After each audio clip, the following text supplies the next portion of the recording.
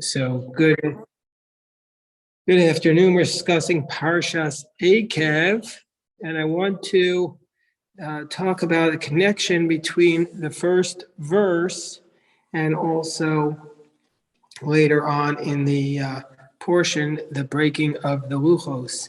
So the first pasuk is Vaya Ekev Tishmeun Es HaMishpatim Ha'ela.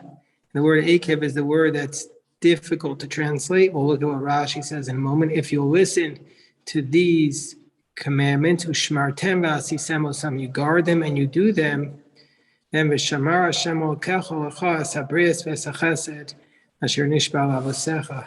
Then Hashem will guard you and will guard for you the covenant and the kindness that He swore to your forefathers. So here, the word Ekev, Rashi translates it as related to the word heel, like Yaakov. So Rashi says, Ima mitzvos kalos, hakalos, sha'adam dash be'ekav tishme'un. Rashi connects it to the word heel, meaning to say, if you listen to the minor commandments that a person typically presses upon them with his heel, if you listen to these commandments, then God will bless you with the covenant. Now, I want to say just a couple of beautiful Hasidic explanations that I saw about this with the word Ekev, explanation from Rav Volbe, and then I want to try to suggest a connection between this and something later on in the parsha. So the Rebbe Rebuna Mipeshischa, he says, and this comes from the Mayana Shal Torah, he says, what's it like that a son, his father wants him to study Torah, and if not, he's going to keep forcing him to until the son wants to study Torah. So it's better off that the son should just give in right away. And that's what Moshe Rabbeinu was saying. Vaya Ekev, in the end, you're going to listen. In the end, you're going to be forced to listen to God. You might as well start right now and listen. That's one explanation. But what speaks to me more, well, that's a powerful explanation. What speaks to me more is the Sasavar Rebbe's explanation, which I also saw in the Mayana Shal Torah. And he says, what does it mean, Vaya Ekev Tishme'un? With every single step, you have to listen to God. With every single step of your life, with every action that you take, before every step that a person says he's going to do, a person has to ask himself first and to understand if with this step, this person is doing the will of God. And if not, this person shouldn't do it. And that's what it means, Vaya Ekev. With every step that a person takes, Tishme'un. First listen and think if this step is going to be consistent with the ways of Hashem, what Hashem Yisbarach wants from us.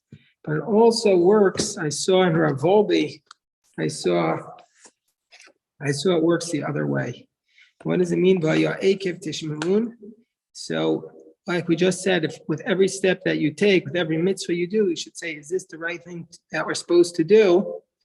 And Rashi says, even those mitzvos, the minor mitzvos, which you typically step on with your heel,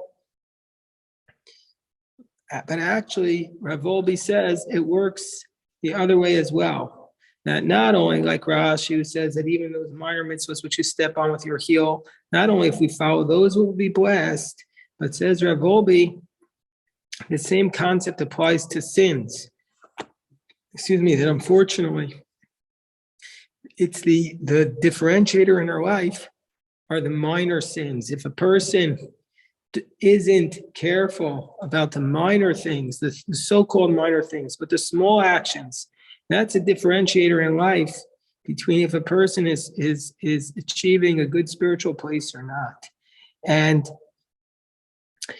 the Rav Volbe recounts a story from the Gemara in Avodah Zarah about a girl who heard people talking about the way she walked. She was walking in a licentious manner, and she heard that people liked that, and so she continued to walk in that manner. And so the the Chazal, Rav Volvi said, connected that in the Gemara to the idea the sin of my heel will surround me. So the sin of my heel is a reference to the small, insignificant actions. And why are we saying that that's the differentiator, the small, insignificant actions, a person who's rude to somebody, or a person who's disrespectful to other people, a person who just is not sensitive? Why is that the differentiator? It should be the biggest, like if you're a murderer or a thief, that should be the differentiator. So why is Chazal saying that the differentiator, the litmus test as to whether or not we are going to be in a powerful spiritual place are these small actions, whether or not we're committing the small sins? So Rav Volbi's point, one person who was often at our class once told me that it's the small moments in life that are the most important. So I said, what are you talking about? It's the big moments. So this person said what Rav Volbi said without realizing it. He said that it's the big moments that we often get right. Everybody focuses on the big moments. So there's less of a concern that we're going to mess up those big things. Like the big mitzvahs, everybody knows. It's not a big deal for most people to show up in a synagogue on Yom Kippur. Most everyone does it, but the differentiator is the small moments in life. And that's the times where nobody's looking, where nobody's around, and those seemingly, like if there is a small organization or a homeless person that nobody else will even know if you help them, those are the differentiations in life. And so that's what it means to heal. And that's the part where the rest of the world doesn't focus on. But that's where you could see a person's true nature. So that's the point that Rav Volbi makes. But I was thinking that maybe there's another idea with the heal. This is a little darker. I'm sorry for going dark on everybody, but sometimes we have to be real, right? We have to be real. So the world isn't always all bright. Sometimes a little bit of darkness in the world. So there is another idea. And what does it mean, Ekev Tishma'un? And I was thinking that it connects to the fact that Moshe put his foot down. That later on in our portion, we're going to see that Moshe puts his foot down. What am I referring to? Referring to the fact that our Torah portion in chapter 9, verse 17, through chapter 10, tells us the story of how Moshe broke the tablets. And I'll read this with you in depth, but the key factor here is that Moshe broke the tablets. It says, that Moshe says, Vatvos b'shnei aruchos, I grabbed hold of the two tablets, v'ashlichem me'al shtei yadai, and I threw them down from my hands. V'ashabreim le'inechem, and I broke them. I broke them in front of your eyes. So Rashi also later on in the verse, it says in chapter 10, verse 2, and it says, V'achtov al chosas advarim asher hayu al chos harishonim asher shibarta. God says to Moshe, hew out these tablets, this second set of tablets. We'll go over in a moment how many, what was the chronology. We'll go over that. But first I want to make this point. God says to Moshe, hew out a second set of tablets, and I'll write on them just like the same words that were on the first tablets that you broke. They were on the first tablets that you broke, and then you shall place them samtem ba'aron. And Rashi and Talmud tells us, what does it mean, asher shibarta? So it appears in a couple of places. Once in the Yerushalmi, also in the Bavli. It says in the Bavli, it says asher yashar kochacha shibarta. Good job, Moses, that you broke the tablets. And in the Yerushalmi, in the Jerusalem Talmud version, it says God says to him that you should break them. It says asher shibarta. He says Yafeh asita sheshibarta. You did a good job in breaking the tablets. Meaning Moshe Rabbeinu was faced with this critical challenge of seeing the Jewish people sinning before the golden calf. and he recognized that there was a need to break the tablets. He recognized that it wasn't working, and he needed to walk away, and he needed to destroy it. Look at the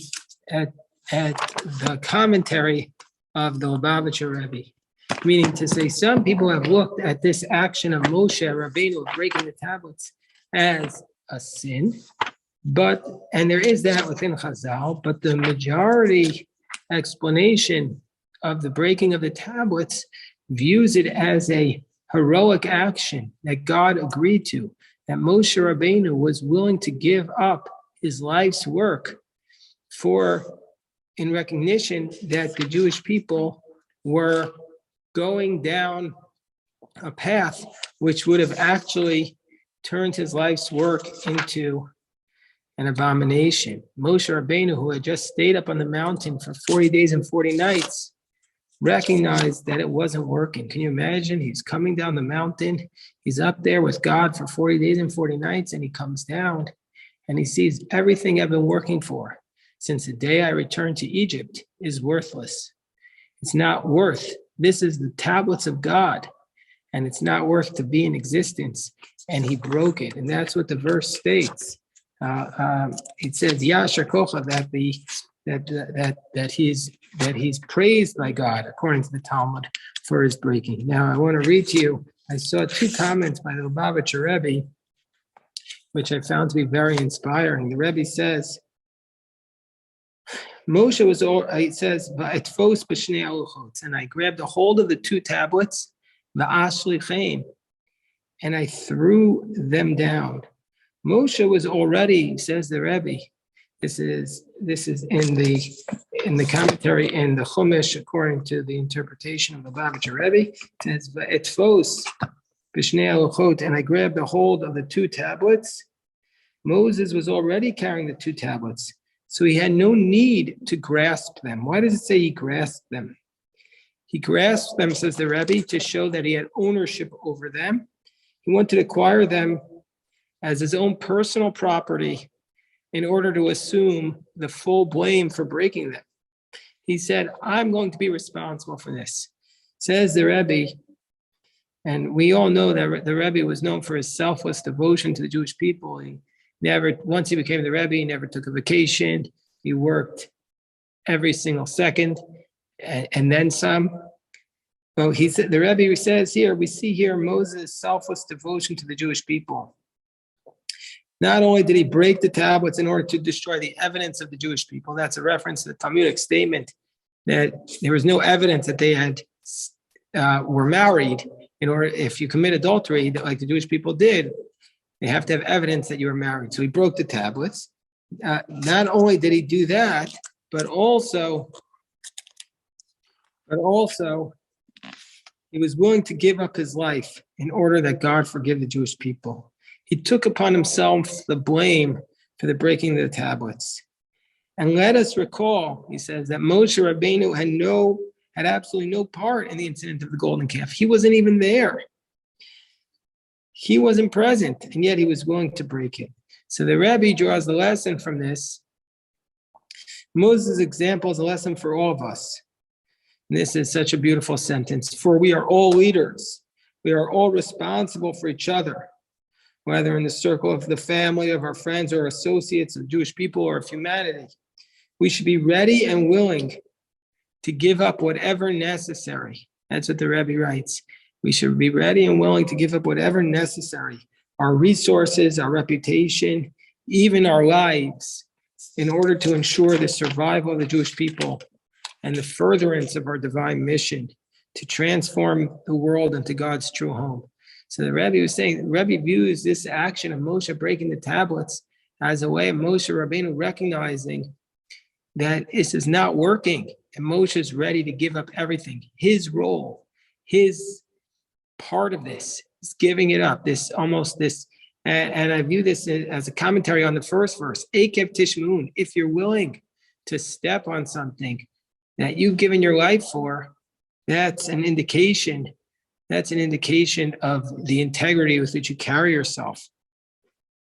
And the The Rebbe then also continues on, and this is his commentary on verse 2 in chapter 10. It says, Moses shattered the first tablets when he saw that the Jewish people had fashioned the golden calf. These shattered tablets were kept in a special wooden box, which God had instructed the army to take with them whenever they went into battle. But how could the eternal testimony that the Jews had sinned by making the golden calf been of any help or of any merit when they were risking their lives in battle? So, this is what the Rebbe writes. Moshe broke the tablets because at that moment when he saw them worshiping the golden calf, they became worthless. The Torah flew out of the tablets and returned to heaven, rendering them two lifeless stones. God himself had indeed carved them, but they were now nothing compared to what they had become when God chiseled the 10 commandments. The lesson of the shattered tablets, this is the sentence that did it for me. The lesson of the shattered tablets is that we should never be satisfied with our inherent worth. We should always strive to maximize our potential. Moshe looked at these tablets and he said, yeah, they were once the holiest thing in the world, but now they're worthless. So something which was once the most holy thing can become worthless if their value has dissipated. That's the powerful lesson of the breaking of the tablets. To me, it's that this is one of the most powerful scenes in the Torah, the breaking of the tablets. So let me just pause for a second. If people have questions about this specific thing I said, I'm happy to address.